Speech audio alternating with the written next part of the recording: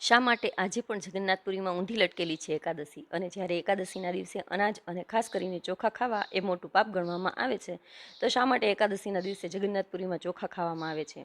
જગન્નાથપુરીની એકાદશી અહીંયા પોતાનામાં જ એક ગૃહસ્થ છે, કેમ કે અહીંયા ચોખા ખાવાની પાછળ એક ખાસ પરંપરા છે. આની પાછળ એક પૌરાણિક કથા છે મિત્રો.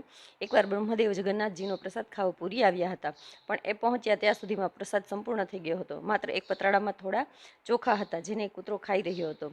બ્રહ્માજી ભક્તિમાં એટલા લીન હતા કે તે કૂતરા સાથે ભાત ખાવા લાગ્યા. જે દિવસે આ બધું થયું તે દિવસે એકાદશી હતી. દેવી એકાદશી ત્યાં પ્રગટ થઈ અને બ્રહ્માજી પર હસવા લાગી.